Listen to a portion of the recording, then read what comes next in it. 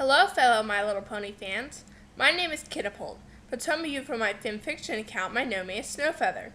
Welcome to my first headcanon video. Today we'll be discussing History of the Alicorns, a response to Ink Rose.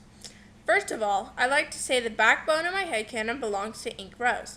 This is referring to her headcanon about Celestia and Luna and the history of Equestria, and only this section where she discussed Celestia and Luna's background. This does not include her Elements of Betrayal of Luna headcanons. The History of the Alicorns is only an expansion on Ink Rose's, and does include a few minor tweaks here and there.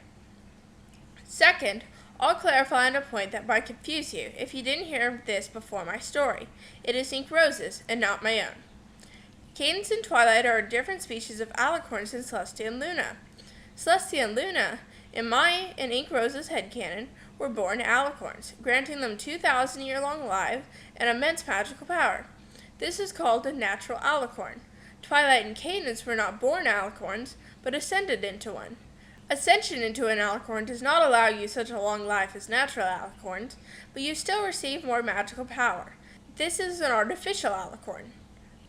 Third, I'd like to thank RD Ponyfeathers for helping create this headcanon, and I'd like to give a big round of applause for Tom the Tiger, the wonderful guy who had, at least, some input on about every other sentence in this video. It wasn't just me who made this expansion, it was me and Tommel.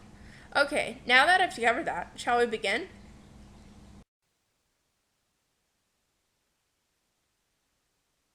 One million years ago. The civil war between the Alicorns was over, and the patriarch of each Alicorn family met to decide on a stable government to end the chaos. After debates and arguments, their final decision was made clear. The large families in the Alicorn race would be given a special part of their world around them to control, such as the Spectra family, who controlled weather, or the Rivera family, who controlled the rivers.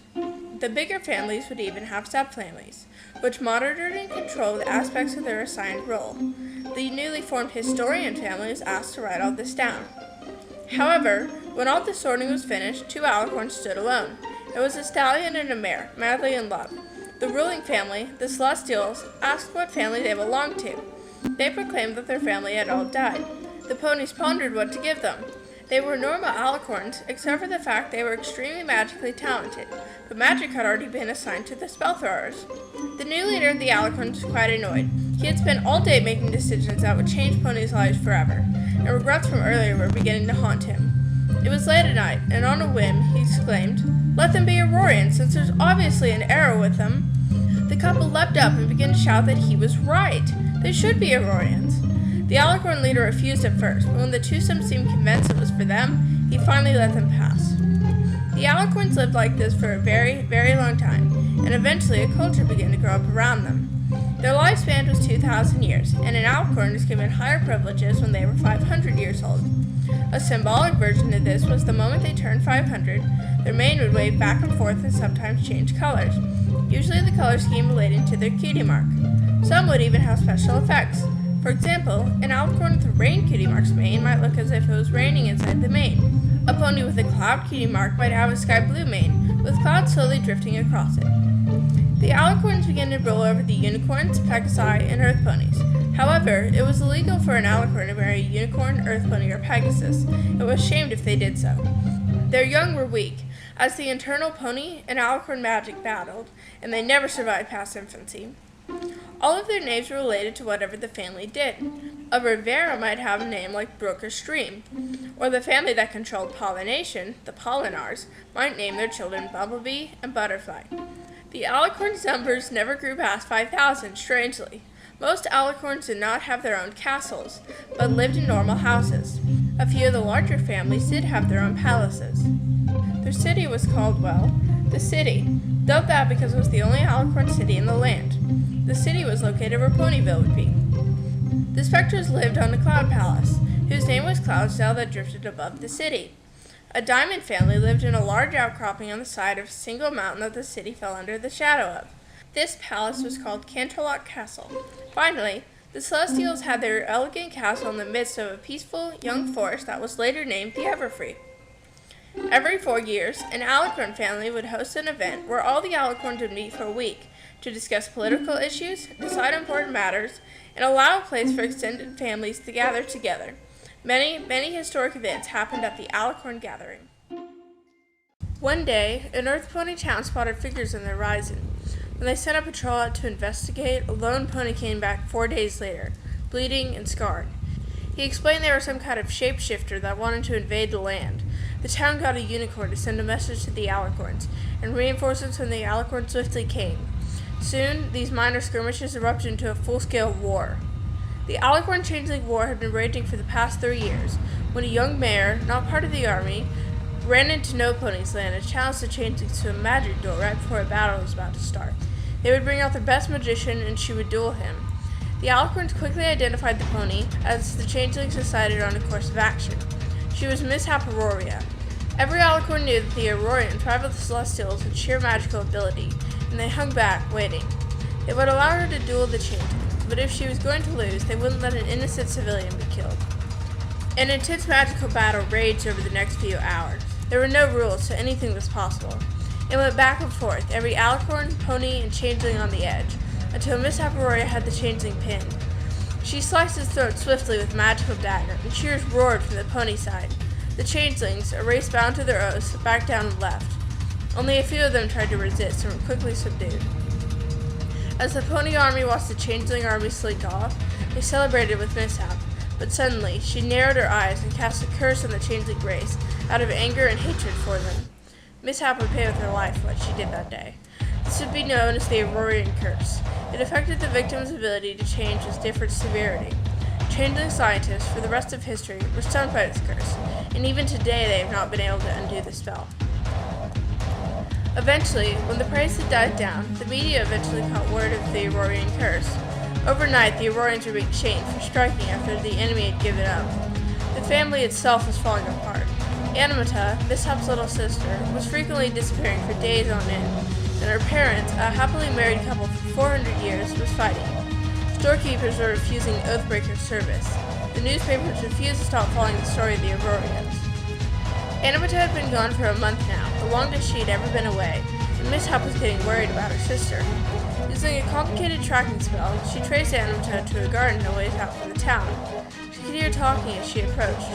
One was her sister's voice, and the other was a stallion.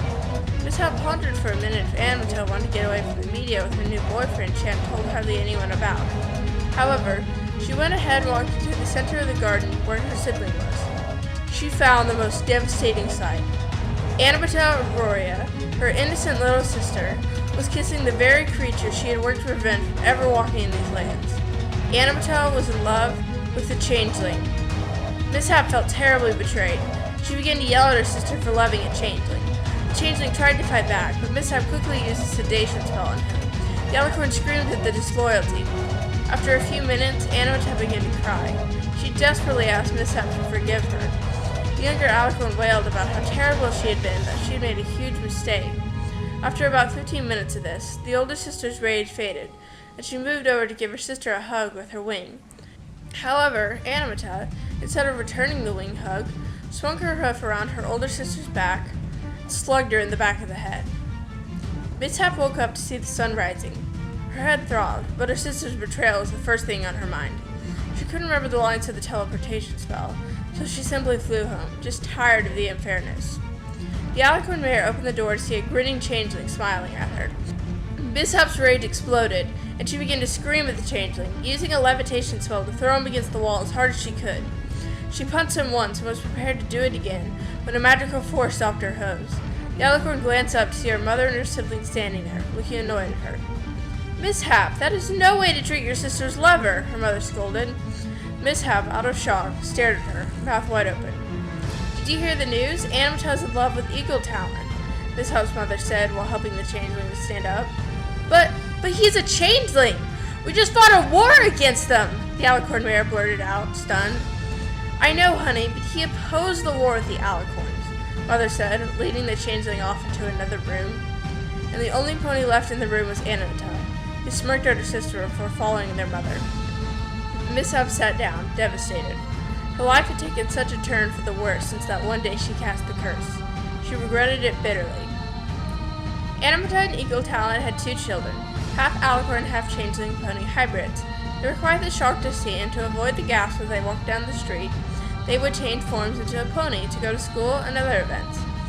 However, since they were only half a changeling, they could only hold up their forms for 2 hours, or else they were stuck in that form permanently. The hybrid family desperately tried to keep the secret from the newspapers, but a determined reporter found out and released it to the public. It was major news in the Alicorn society. These half-changeling, half-alicorn hybrids were nicknamed virus ponies because the article had described them as a virus to our beautiful land. This drove the Aurorians to even more fighting and chaos. Mishap had almost lost it, and the 2 virus ponies refused to step a hoof out of their house in fear. Until one fateful day, it all stopped. Another article came out with the news. In the middle of the night, a fire had accidentally started in the Aurorians' home, and their fire alarm spell was defective and didn't warn them until right before the fire was going to get them. Someone in the house had sent a hastily written message to the fire station, but unfortunately, their teleportation spell had messed up, and the Aurorians all perished that night. Mishap, Animata, their parents, and Eagle Talon were confirmed to be dead. The virus ponies were never located. The Alicorns faked grimaces and murmured condolences to the few ponies that had sided with the Aurorians. The fire wasn't fooling anyone. Everyone knew all the Alicorns wanted them dead, and they found a way. Many other conflicts like these came after this, most on a lesser scale. The Alicorn families had feuds, battles, regrets, and pain. The Aurorians were forgotten, and life continued as normal. A very long time later, 2 little boys, 3 years apart, were born to the ruling family. Their names were Astrum and Polaris.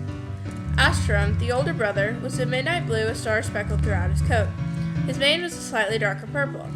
He was a responsible older brother who took care of his little brother's odd fantasies. It was Alicorn tradition that the oldest of multiple siblings in an Alicorn society would remain in charge of his family after his father died, and his or her younger siblings would go on to make subfamilies. The young Alicorn colt knew this, and he trained hard. However, his younger brother, Polaris, knew he wasn't going to be in charge of a major family, since all the big jobs had been taken by now. Alicorn appearances generally hinted what their cutie mark could be and what family they would head. Polaris had no idea what he would be, since he was a cream colt with a wavy, short light blue mane and blue eyes. His name suggested he would be in charge of raising the North Star, which wasn't too complicated. With all this free time on his hooves, he daydreamed often. Polaris was absolutely fascinated by the Aurorians of old. He wanted to learn everything about them. By the time he was a teenager, he could recite every patriarch of the family, starting from their creation. His family began to worry for him when he was the only foal in his class left who hadn't gotten his cutie mark, but Polaris didn't really care about that. He didn't see why his parents were concerned. He later earned his cutie mark in the development of new spells. Every pony was puzzled about this. Why did he get that cutie mark if he was in the Celestial family? Shouldn't he have been born a spell thrower if he got that cutie mark? One day when he was in high school, the history teacher started a unit on the Aurorians. The teacher then asked a question, and in his excitement, Polaris blurted out the answer. However, his answer was joined by another voice saying the exact same thing. He turned his head to see a beautiful Alicorn mare with a faded pink coat and a purple mane. When class finished, the two began to talk. Polaris learned that her name was Fidelia Historian, her special talent being writing non-fiction papers, especially about the Aurorians. While Polaris was more intrigued by the Aurorians' magic, Fidelia loved to study their lifestyle. The two Alicorns dated for 1 year in high school, after breaking up on peaceful terms before college with this agreement. If they still loved and missed each other in college, then they would come back to each other. Both Fidelia and Polaris went out with other lovers, but none of them were as good as their high school date. After college, they dated again for 2 more years until finally making the decision to get married. However, there was one more thing to it. The Celestials and the Historians were well-established families with many subfamilies. The job they would be assigned wouldn't be anything important at all. Eventually, there came a solution. Why not become the second generation of the Aurorians? When the engaged Alicorns told their parents, though, the Historians and Celestials were not happy. They didn't feel the Aurorians should be honored at all, much less recreated. After hearing this disappointing news, the couple didn't let that discourage them. Without telling their parents, they had a small wedding in secret and bought a little house in a quiet neighborhood together. But then, when they publicly announced they were moving out of their parents' house, which, in Alicorn culture, happened very rarely, both sides began to yell at each other, and after a long fight, the Historians and the Celestials cut off all ties with their child and refused to see the other new family. After being married for about 4 years, Fidelia had her first child. It was a little filly with a dark purple mane and her mother's pink coat. Fidelia and Polaris named her Mishap II. The Alicorn gathering that year was one to remember. Some families were required to sit next to the head family at the big feast to kick off the gathering. And because of this law, Polaris, Fidelia, and little Mishap had to eat next to Astrum and his new wife Lucina. The talking started off pleasant enough. The anger and rage of breaking the traditions and leaving the family was held back. However, throughout the meal, the tension grew and grew until it all exploded, and Polaris challenged Astrum to a magic duel. Lucina and Fidelia watched fearfully as the two Alicorns battled it out. Spell after spell was exchanged, and the rules of magic dueling were tossed to the side as the brothers' anger intensified. No pony wanted to step forth to separate them. A while later, Polaris had eventually gained the advantage, and with his common sense blinded by rage, he slammed his brother to the ground, raising his magical dagger. Astrum began to panic as the weapon came closer and closer. In his desperation, a raw magical blast from his horn, provoked by his emotion, threw Polaris back, and the spell began to take effect. It would be known as the irreversible glitch curse. The curse was cast on Polaris' family and all of his descendants. When Polaris, Fidelia, and Mishap returned home, they eventually figured out the rest of the effects of the spell. Randomly, their body might change colors for half a second or so, and a certain part of their body, say, however, a tip of their horn might flash like a strobe light, or adopt a pattern like checkerboard or swirls. After a few seconds, it would then fade. Their hooves or legs might glitch forward randomly, the pony ending up with the hoof stretched out awkwardly. When an Aurorian felt a strong emotion, however, they would glitch around. The stronger the feeling, the farther and more often they would glitch. The max distance was about a foot, while the minimum was only half an inch. However, it had a few unintended bonuses that Astrum hadn't planned for. Since it was a raw magical blast that was crudely defined in the half-second Astrum had before he cast a spell, a lot of the magic was just transfused into Polaris, Fidelia, and Mishap. The young couple found themselves much, much better at magic, and Mishap was beginning to spark, a full years away from magic. There was a trade-off with their flight abilities, and they became increasingly worse at flight. This was normal for Alicorns. Parents could tell whether a child was a flyer or magician by seeing which one they learned how to do first. The Alicorn would still learn the opposite skill, it would just be later, and they would be worse at it their whole lives. Certain families would sometimes tend toward one of the skills, such as the Spectros would normally have flyer children, and the spell thrower foals would tend to be magicians. There were very, very rarely Alicorns who were average at both skills, and there has never been a pony who could perform both well. The best and biggest advantage to the spell, however, was the discovery of a new type of magic. Anyone affected by the glitch curse was able to perform glitch spells. Finally, Polaris was able to take advantage of a special talent. He researched magic like crazy, and found out that it didn't work all the time, the magic often glitching, but when it did, it was like an advanced magician that cast it. Fidelia, meanwhile, was searching for a cure. She was a flyer, and was distraught when her flying abilities were degrading. She didn't want Mishap and her other unborn foal to live a life with the glitch curse. Polaris and Fidelia fought about the glitch curse. When Mishap was 2 and Lucina's baby, Celestia, was a year old, Fidelia had her second child. She was a cream foal with her mother's purple mane. They named her Animata Auroria II, aligned to the actions her namesake had committed. A few months after Annie, the nickname everyone called Animata, was born, Polaris discovered that there was no cure for the glitch curse. Fidelia was terribly sad, and they began to fight more. Eventually, one night, they came to an agreement. They would continue with life as normal, as a regular family. They would try to ignore the glitch curse and make it nothing more than a minor disturbance. 1 year later, a midnight blue filly, Luna, was born into the Celestial family. Life resumed its normal pace. When Mishap was old enough, she attended the same school as the Celestials. It became a rivalry after both girls' little sisters joined them. However, it never escalated into anything, and they maintained an uneasy balance. Because of their curse, the Aurorian sisters were shunned. It never affected them too badly.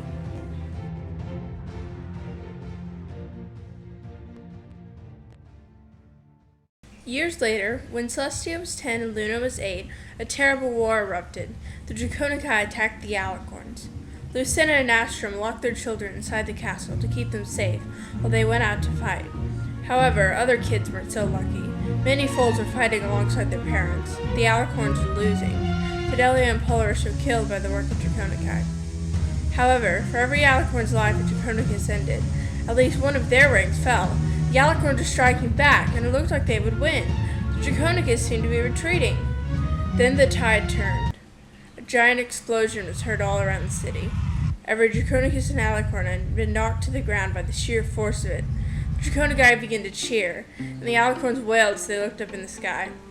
The sun slid down from its point on the sky to rest on the horizon. The moon rose just enough to be seen as if it was at the beginning of a moonrise. The land was bathed in twilight. Every Alicorn knew the dreadful truth.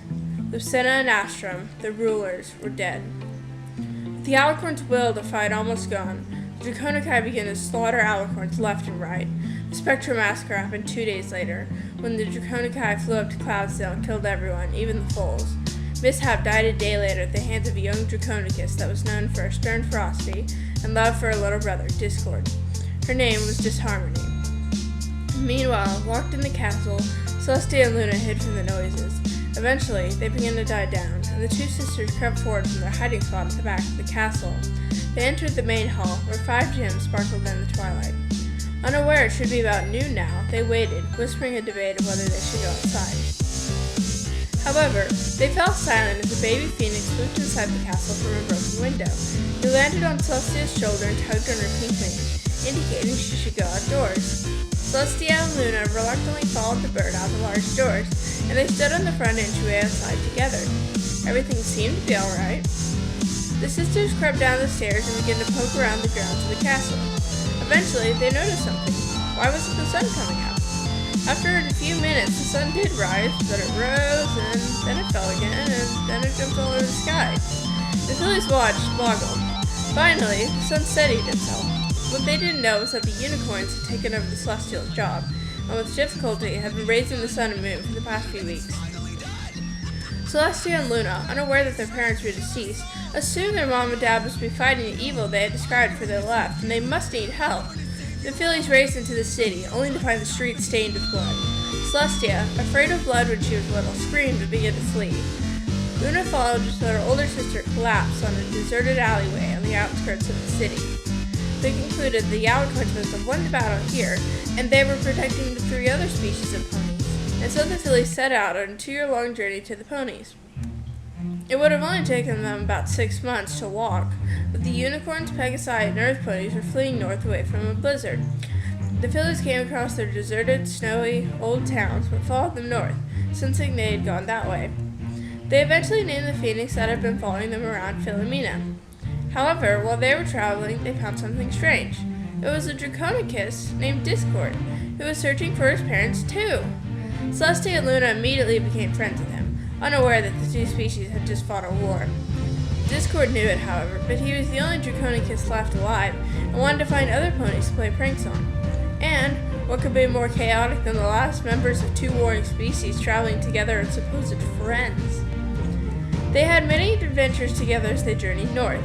Eventually, they reached the temporary settlements of the Pegasi, unicorns, and earth ponies.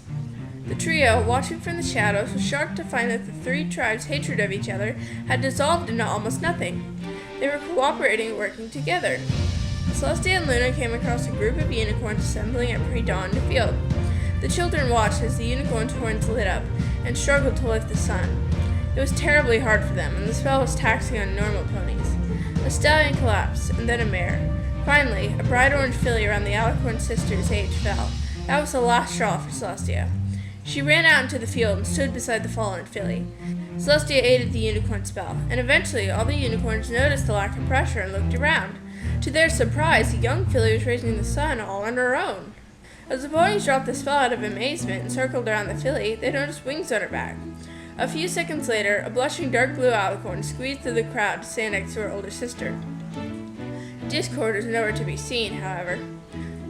When the sun was above the horizon and was on its day-long path, a crowd of unicorns stood in shock. The little unicorn filly that had spurred Celestia in action was the first one to speak. "What's your name?" she asked. "Celestia," the alicorn responded, "and this is Luna." "I'm Appleberry," the foal said. Suddenly, 2 bright flashes shone from the alicorn and the unicorn's flank. Celestia got her cutie mark in raising the sun, and Appleberry got hers in supporting and being a friend to the 2 alicorns. The 2 alicorns were immediately taken in to see the rulers of the ponies. After some questioning, they found out that these were the daughters Celestials, heirs of the throne. Celestia and Luna spent the next few days with Appleberry, becoming friends. However, the leaders announced that they would be traveling back to the Alicorns' old land. They missed their old land and wanted to go back. The blizzard had ruined the current land they were on, and every pony was wondering if the old homes were okay. They set out on a 2-year-long journey back down to the city. There was a big debate whether the sisters should travel with the Pegasi or the Unicorns. Eventually, the Unicorns won because they wanted Celestia and Luna to be able to spend time with Appleberry. There wasn't much resistance to this. Every pony knew about the power of friendship. Luna eventually got her cutie mark of raising the moon later on in the journey, and the fillies took over the Unicorn's role of raising the sun and the moon. Celestia and Luna never told anyone about their relationship with Discord, even after learning that it was the Draconici that killed everyone they knew and their parents. When they arrived at the ruined city 2 years later, it was deathly silent. Scouts were sent out to confirm that there were no Draconici lurking about the town, and they came back with the news that the Draconici species was extinct, and there were only 2 Alicorns left, Celestia and Luna. The deserted town was once again bustling with life. The Earth Ponies settled in the city, Pegasi inhabited the old Spectre Cloud Palace, Cloudsdale, and the Unicorns expanded on Canterlot Castle. The Celestial Castle in the Everfree Forest was left to ruin, as in the 5 years the Spectres didn't maintain the weather in the forest, and the dark magic was left unchecked by the spell throwers. The forest had run wild and was a place to be feared and avoided. Celestia and Luna were trained by the best Pegasi to learn how to fly. The Earth Ponies helped them with strength, and Clover the Clever taught the fillies how to use their magic.